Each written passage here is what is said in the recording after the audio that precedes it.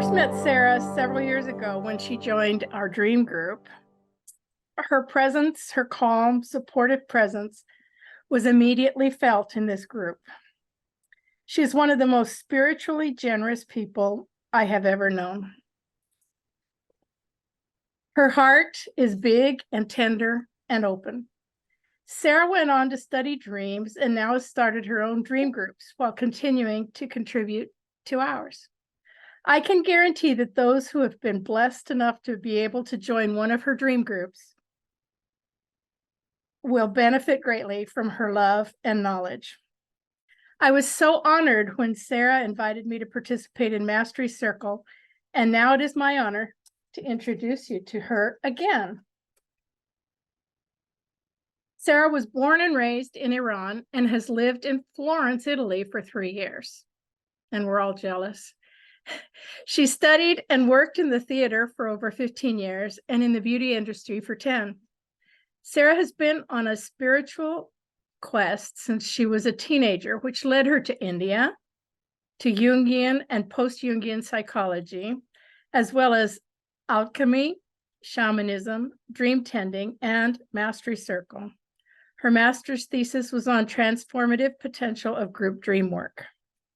Sara knows that we can learn to work, with the images that the psyche offers us in order to heal and grow.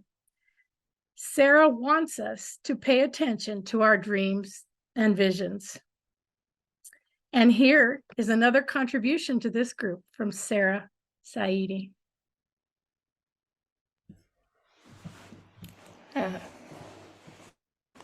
Thank you so much, Angel.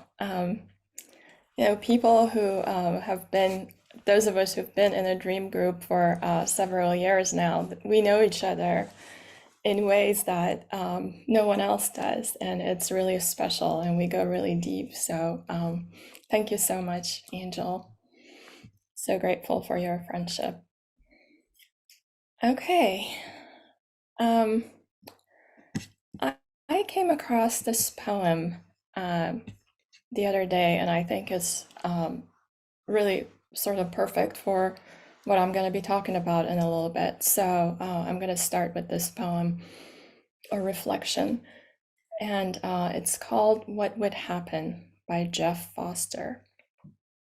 And I invite you to close your eyes as I read these words, if that's comfortable for you. What would happen if you removed the word anxious and just paid attention to those flickering sensations in the belly?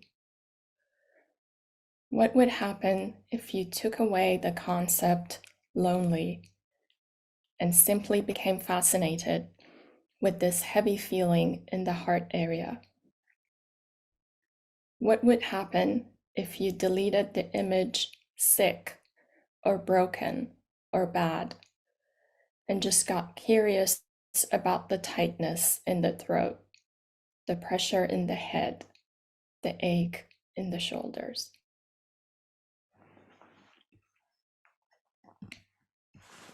Thank you. So I'm going to now share my screen.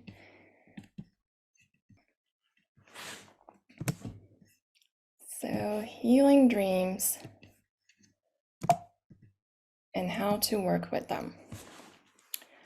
When I initially set out to do this presentation, I didn't realize how much material I have that I wanted to cover. So this presentation is really just a brief overview of healing dreams and how to work with them, because I also wanted to allow time for discussion and for you guys to hopefully share your dreams with us. So here we go. Dreams have been categorized in a lot of different ways, and this is just a sample of the types of dreams that there are. Creative dreams, lucid dreams, out-of-body dreams, dreams within dreams, telepathic dreams, past life dreams. I'm not going to go through all of them, but there are a lot of different types of dreams. And then there are extraordinary dreams. which may provide us with valuable and meaningful dream content, and they offer a unique opportunity to apply and learn important new skills. These powerful dreams are filled with potential meaning and direction that can be valuable as waking life experiences.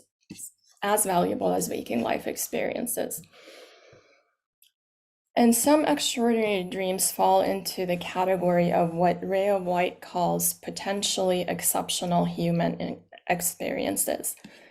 These dreams call attention to themselves because of their unusual quality, but they also seem meaningful in some way. And if one of these dreams is accepted as genuine, and if it impacts the dreamer's life, then White would call it an exceptional human experience. And healing dreams really fall under the category of exceptional human experiences. Diagnostic and healing dreams assumed great importance among ancient peoples. Many indigenous people believed that dreams represented a domain as important as the ordinary world. And in ancient Greece, it was seen that illness stemmed from a person not being aligned with their divine destiny. Diagnostic dreams were studied by Hippocrates and later by Aristotle, both of whom explained dreams naturalistically rather than supernaturally. They were of the opinion that diagnostic dreams reflected bodily processes too subtle to be registered during wakefulness.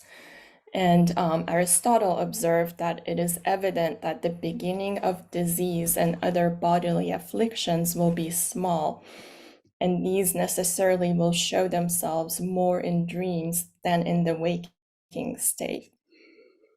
In the 2nd century CE, the Greek physician Galen stated that it was necessary to consider patients' dreams to form an accurate diagnosis and prognosis of their ailments.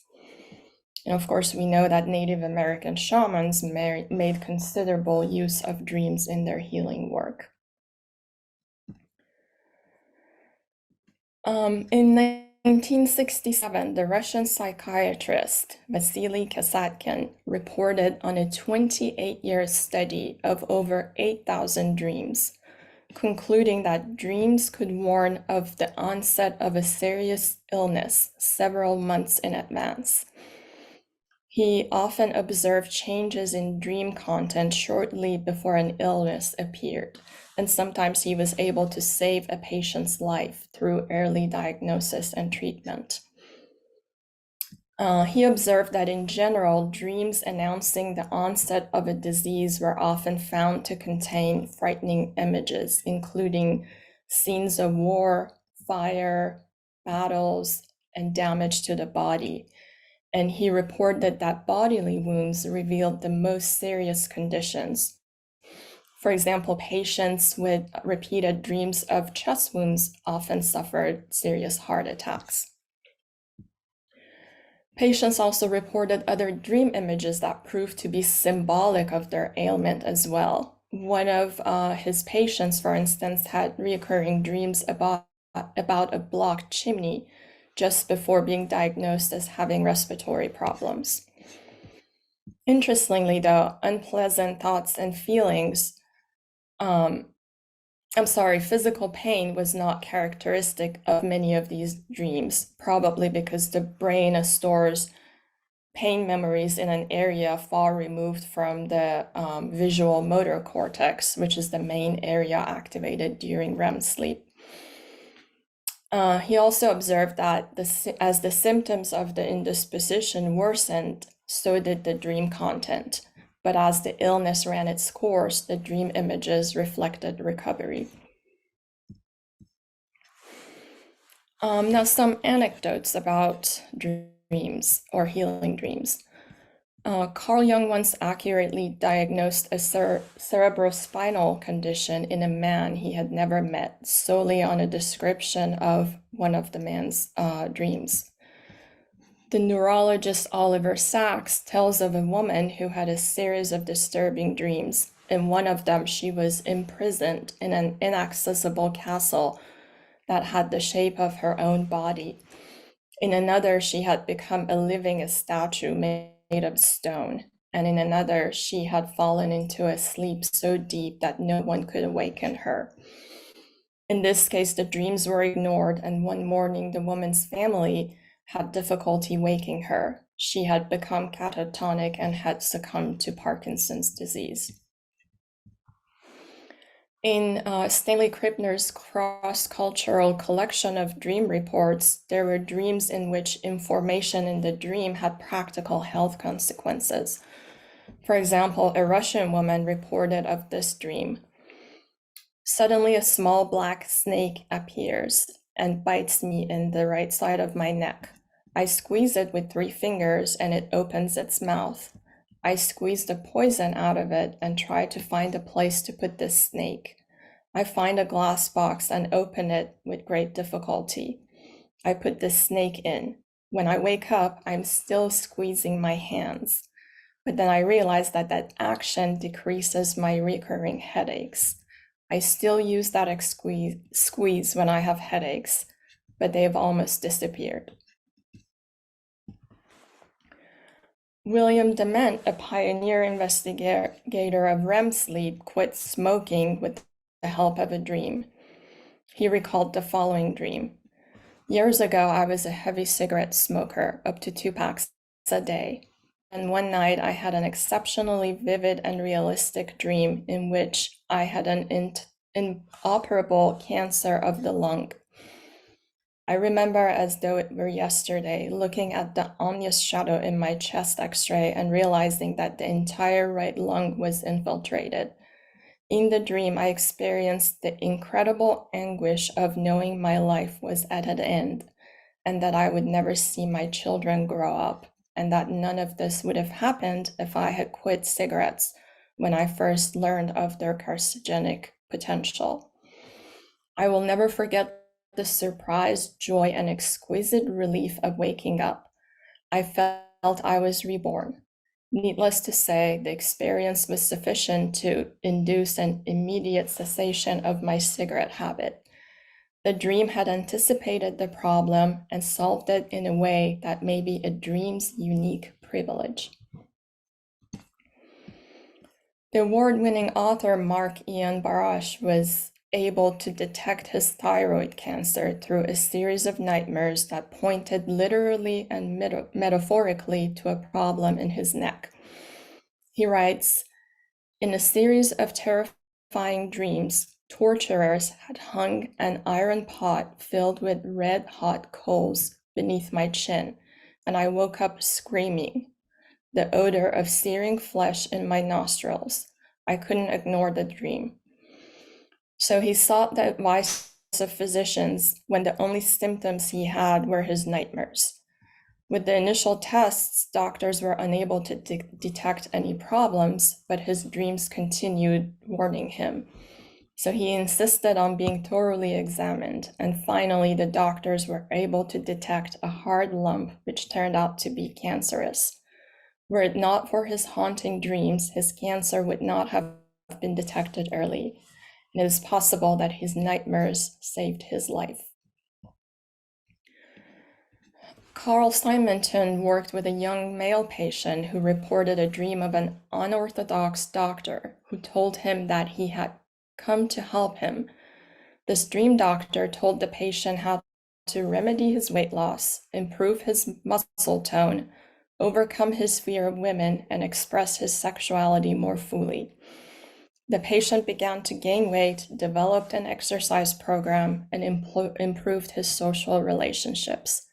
Simonton and his colleagues suggested that the dream doctor symbolized their patient's inner healer, and that his advice was closely attuned to what the young man needed for his development. Various studies show a strong correlation in physiological measures between a waking event and the same event performed in a lucid dream. The psychologist E.W. Kellogg has reported a number of case studies in which he used lucid dreaming to heal an injury. In one case, Kellogg himself reported that he had punctured his tonsil with a wooden skewer while he was eating Japanese food.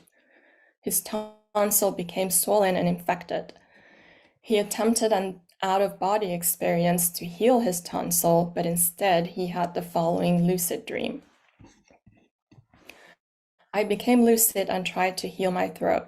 I looked in a mirror and my throat looked healthy, but the tonsils looked more like the middle section than like tonsils. So in my dream body, my throat looks healthy, but different. I use affirmation for healing and my throat does feel much better. Upon waking from this dream, he did not feel any pain, and the next day the right tonsil looked almost normal. He reported that 95% of his infection disappeared within 12 hours of his lucid dream. Patricia Garfield has been using lucid dreaming to heal people suffering from PTSD.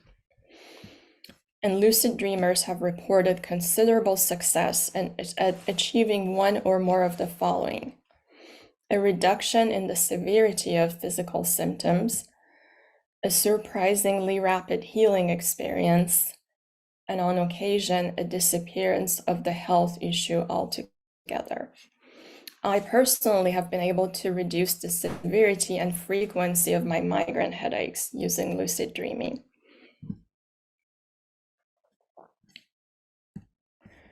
Robert Moss shows that dreams can facilitate healing from a shamanic perspective.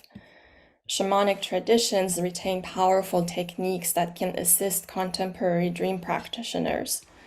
Moss underscores the importance of attending to repetitive dreams, focusing on the intention of a dream before going to sleep, protecting oneself during sleep by self-defense rituals, and remembering that planet as well as the individual is in need of healing. Now, here are some steps that we can take to work with such dreams. Describe the dream in present tense. Recall your emotional feeling in the dream. Identify events and emotions in your waking life that might be related to the dream. Associate to the key images and activities in the dream, and then substitute your own personal associations for the actions in the dream. And then finally, decide what you plan to do about the situation in your daily life.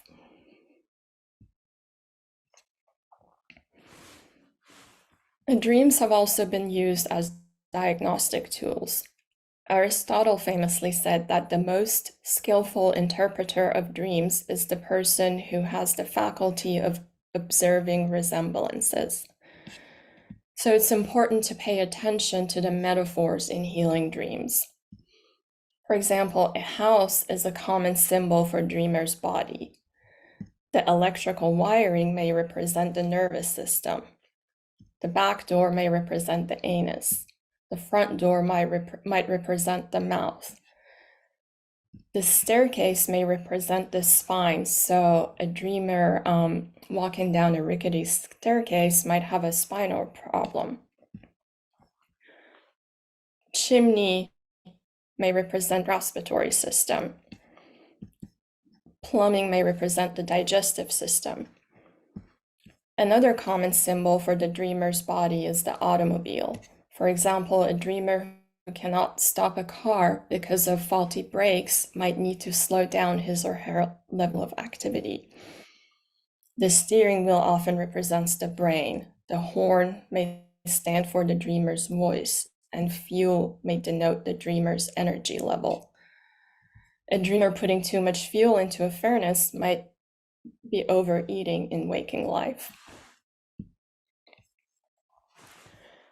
But when it comes to working with healing dreams, I think the most important rule is this, and I quote, "A healing dream can never be completely interpreted or fully understood. Healing dreams want us to stop making sense, not just to crack the case, but to enter the mystery."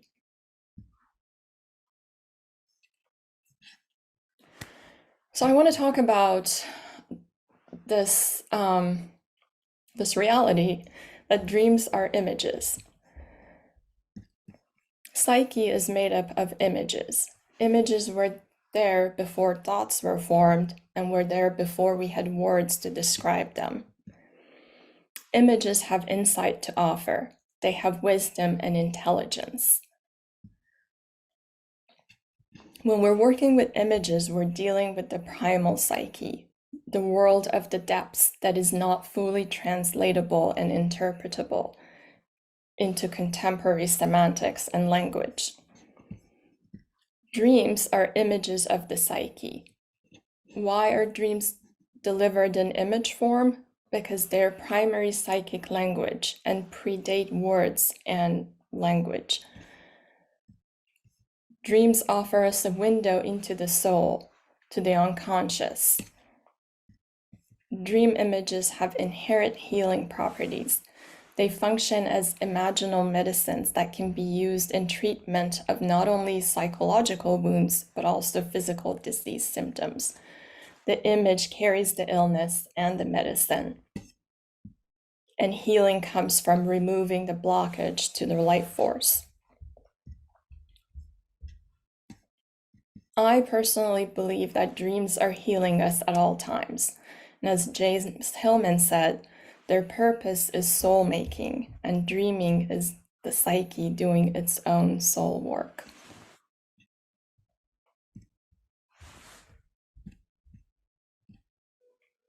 Oh, seems like my presentation is stuck. Okay. So another way of working with healing dreams is what Stephen Eisenstadt calls healing the wounded image, where one sets aside the metaphors and feelings, etc., and treat the image itself. It's a homeopathic way of healing.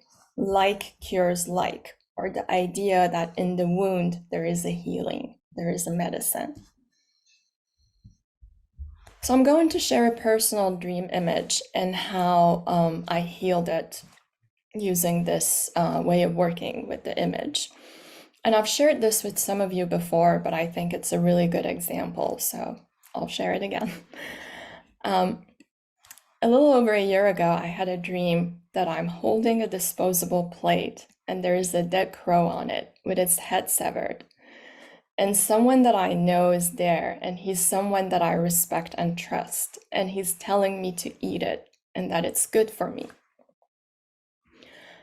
I worked on this dream on my own. In fact, I created this image of it. I worked on it in my dream group, I worked on it with my analyst, and I still wasn't satisfied. The image just kept coming up and I didn't know what to do with it. I didn't know what it meant, and it just kept nagging at me. So one night I decided to dream on it, to dream the question. And a dream came and told me to draw the crow becoming a butterfly. So I did this drawing and I immediately felt that something was healed inside me.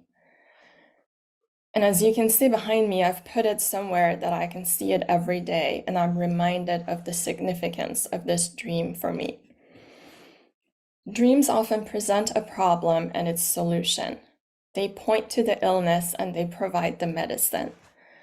And looking back on this dream, I now know or understand that what follows eating is digesting, and digestion transforms food into nourishment for our body.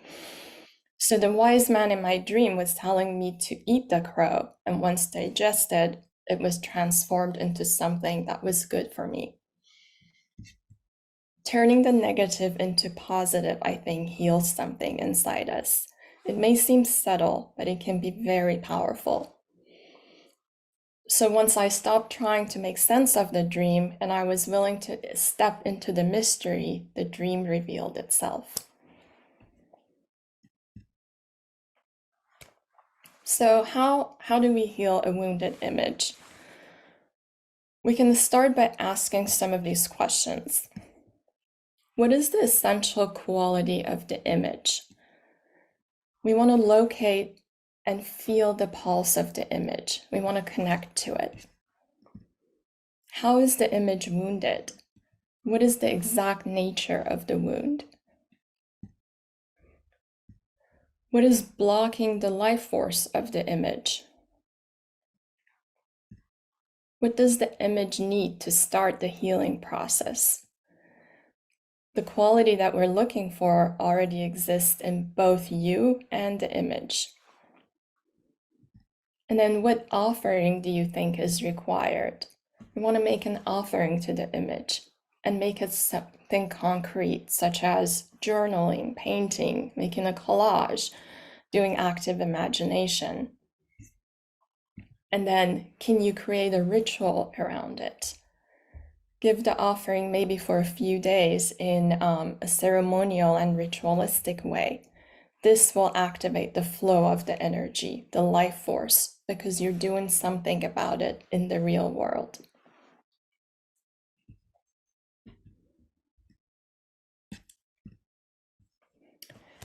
And I would like to leave you with this quote by Robert Moss, and I quote, "Visionaries had a direct line to high knowledge.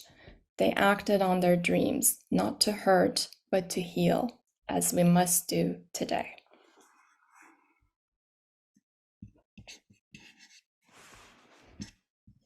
So thank you so much, everyone, for listening. Now I would like to invite you to comment, ask questions, share your dreams. I really want to hear your dreams. Share how your dreams have guided you, protected you, healed you. That would be great. Thank you so much. And I will stop the share.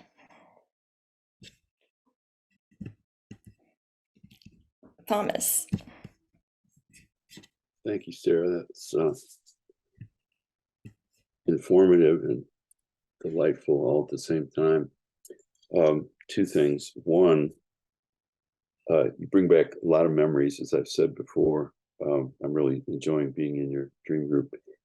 I had the pleasure of seeing Bill Dement make a presentation out at Stanford some years ago, long time ago, back in the late 70s, I think. He was imitating someone who was sleepy, but was trying to conceal it. And he had the entire conference just in stitches as he imitated somebody trying to stifle a yawn. And somehow that image stuck with me all these years. And every time I try to stifle a yawn, I think of him. He's a real character. So I just share a quick dream about falling. And I don't know if I shared it before, but I was climbing on a scaffolding on a very high building like the Empire State Building. And the scaffolding broke and I started to fall. And at that point in the dream, I was terrified. But as I was falling, and I had a long way to go to hit the ground, I remembered that I had been skydiving and how much I enjoyed it. So I think this is my first lucid dream opportunity. So instead of not enjoying the fall, I decided to enjoy the fall. And I went into my arch and I started doing a few little acrobatic tricks. And that turned into a very gentle touchdown. And then I thought, well, that was so much fun. I'm going to do it again. So I climbed all the way back up to the top of the building, jumped off again so that I could free fall again. And then I thought, well, this is taking way too long. There's no point in wasting time climbing up. So I just decided I would fly. So then I had a flying dream. So long story short, a falling dream turned into a flying dream. And it was kind of a spontaneous example of self-healing. Now, I don't know what I was frightened of. I never worried about it. I just enjoyed the flying. So thank you for this and everything else you do. Thank you. Thank you, Thomas. Yeah, and I think you touched on something that's important, that we don't necessarily need to know what's healing as long as the healing is taking place. We don't have to dissect every little bit of it and understand all of it. And I think a lot of times in working with dreams, we're our rational mind and our ego gets involved, and we forget that we're entering the mystery, and we have to respect that. So thank you. Tim, sorry, I don't know who raised hands first, so I'm just gonna go with it. Thank you, Sarah, and it's so delightful to see you continue to work and evolve with the dream images and work. I want to go back to when I was 16 or 17. And so we're a bunch of crazy kids. We're going fast in cars that weren't able to really travel at 110 or 120 miles an hour. And so I'm in the car with my friends, and we'd be chasing each other down the interstate. And the steering wheel would start to vibrate, okay, because the wheels are shaking. The cars weren't made for that. We were just chasing each other and having a good time. So I go to sleep one night, and now I am looking at the car. My point of view was looking at my friend's car. He had a Chevy Impala, and there was a cutout section where I could see he was driving, but the rest of the occupants in the car, you could not see. The roof was still there. And the car's going and the wheels shaking, and it's 120 miles an hour and going down the freeway, or 110, whatever it was. It's coming up to a bridge. And as it's coming up to the top of the bridge, there was the hugest death creature with a scythe, black robe, skeleton face, standing over the top of the bridge. Must have been 100 feet tall. And then the dream ended. I woke up. It was so vivid. It was in color. It was like this warning I could not believe. I told my friend about it, and he became an instant believer, and we knocked that off. We knocked that crazy stuff off. I took that as a great blessing for being saved from maybe an early death at age 16 or 17. Wow. Thank you for sharing that, Tim. That's amazing. Okay, Patricia. But mine was not healing, was like a warning. I had an ultrasound because the doctor found a lump, and so they did a biopsy on a Friday. The results were going to be ready the following Monday.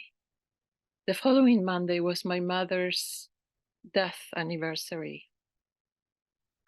The night I did the biopsy, I had a dream. It was all black. And then my mother walks into the light, like a scene in a film.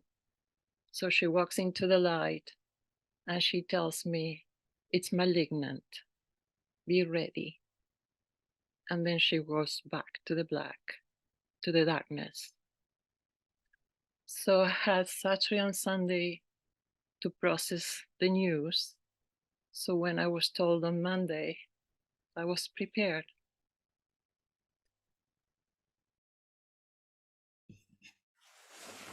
Wow.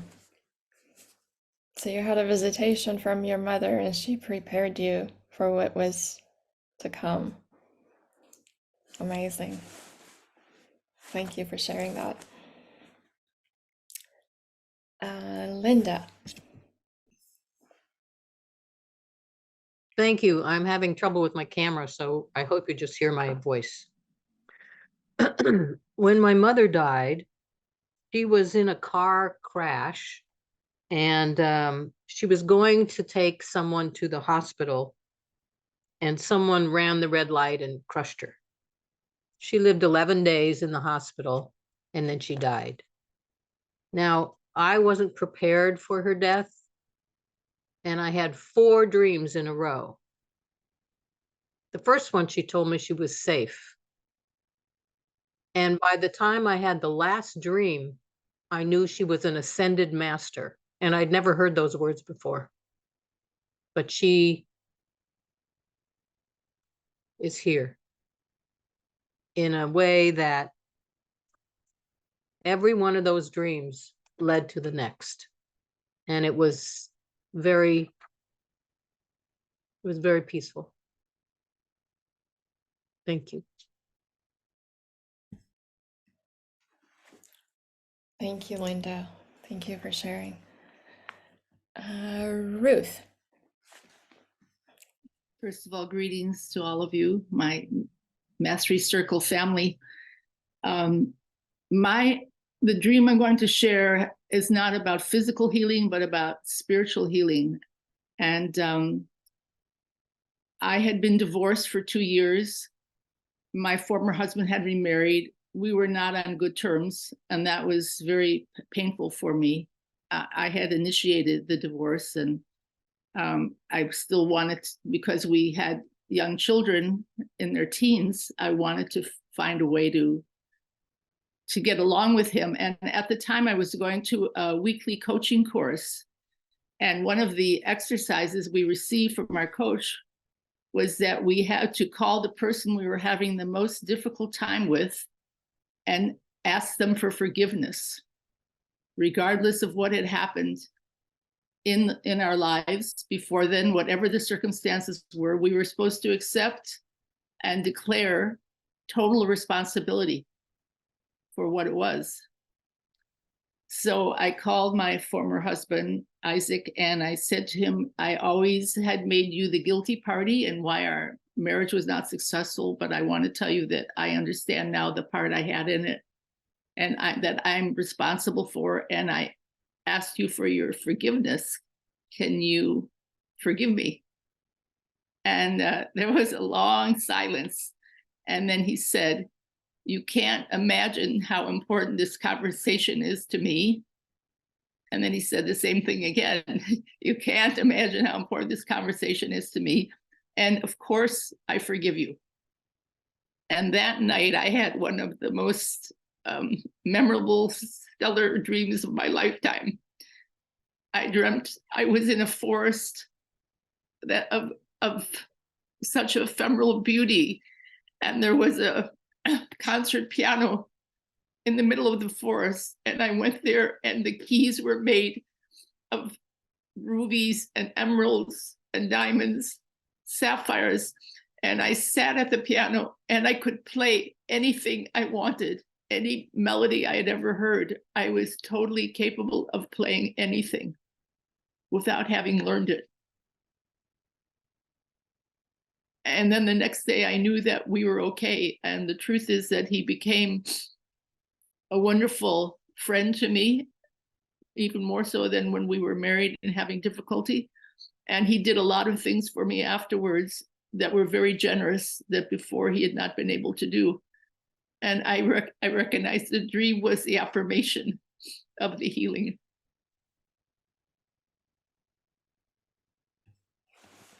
Wow, what a touching, beautiful story. Thank you. What a dream. I can see the colors still. You know, those are moments that just never leave your consciousness. Absolutely, yes. And thank you so much for this presentation. It was magnificent. Thank you. My pleasure. Bonnie or Paul? It's me. The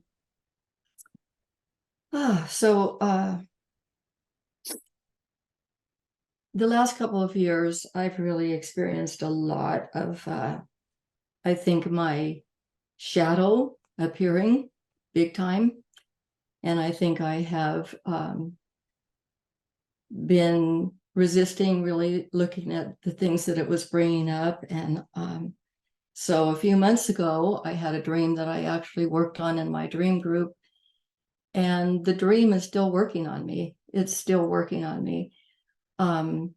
Basically, I was like a third person.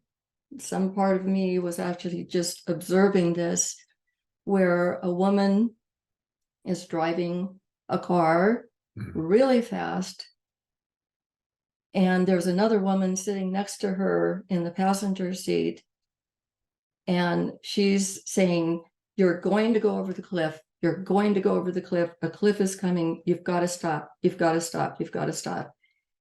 And so get to the cliff, and the car starts to go over, and the woman driving the car jumps out of the car and is on the side of the cliff, just sobbing and sobbing and sobbing and saying, I'm so sorry. I'm so sorry. I'm so sorry. And as I said, it's still working on me. And you know, I was still observing. I still was standing off to the side. Some part of me is standing off to the side and just watching all of this. And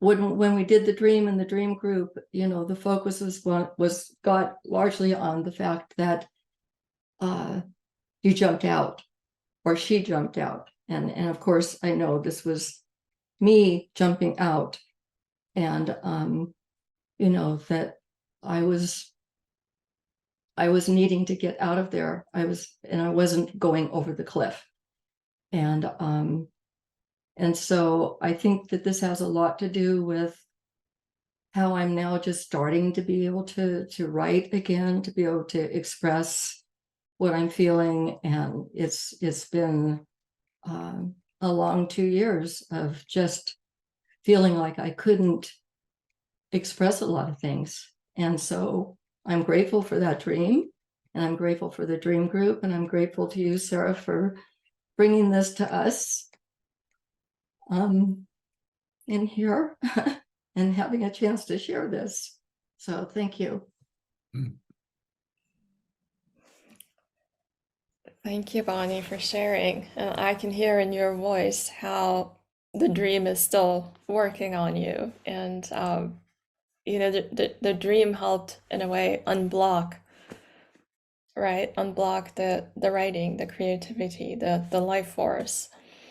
So beautiful. Thank you so much. Carolyn and then Brooke. Okay, I had a dream last night.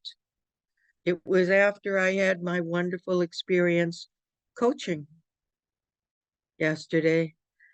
And I one of the other faculty at CSUN that I met, the voice faculty, in this dream, I guess I was in a room with her, maybe her studio, and we had this extended conversation about singing music, and she obviously wanted me to study with her, and that was I was just all touched. And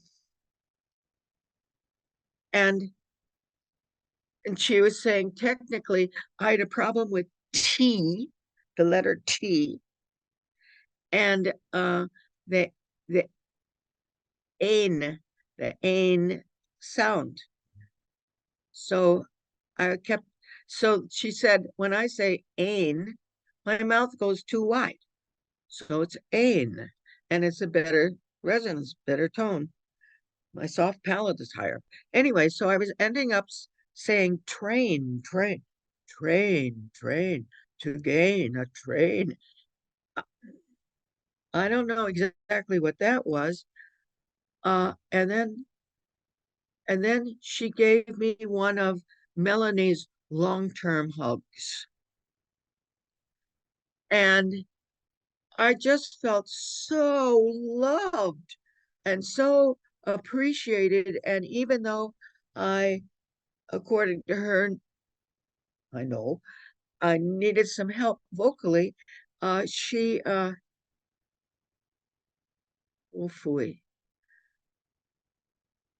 she believed in me now and felt that I had a future.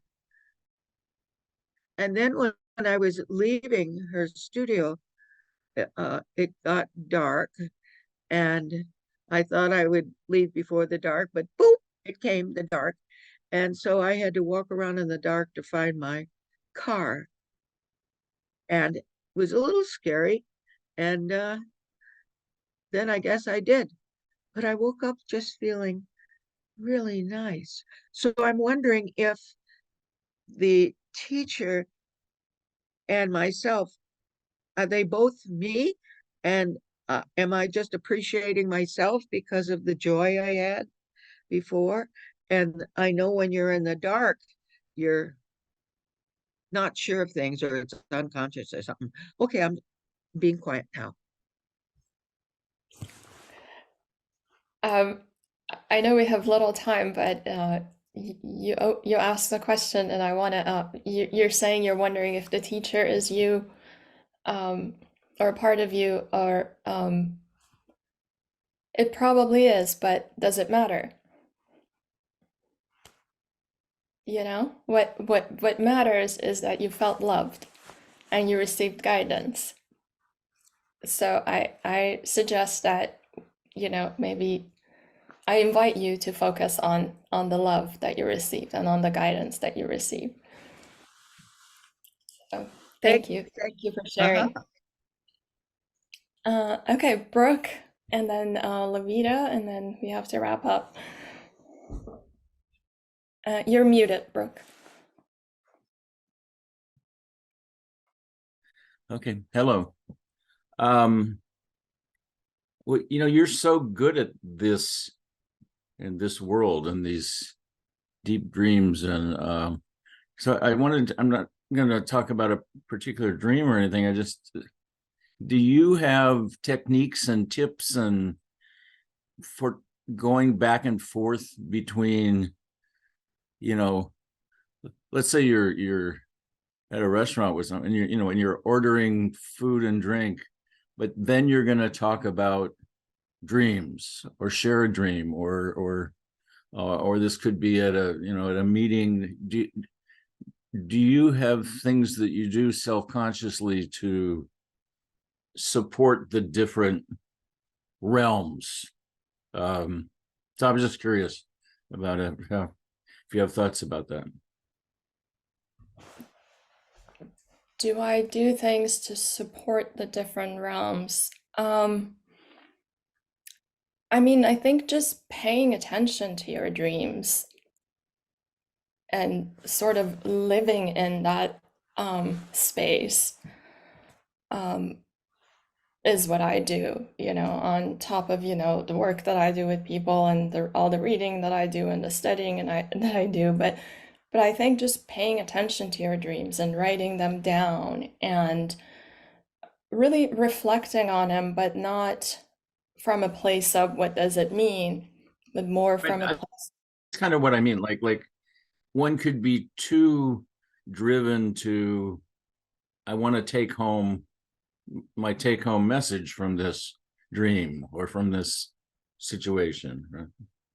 Right. How do you keep the open-mindedness or open? How do you move forward and accept irresolution? I guess is maybe what I'm asking.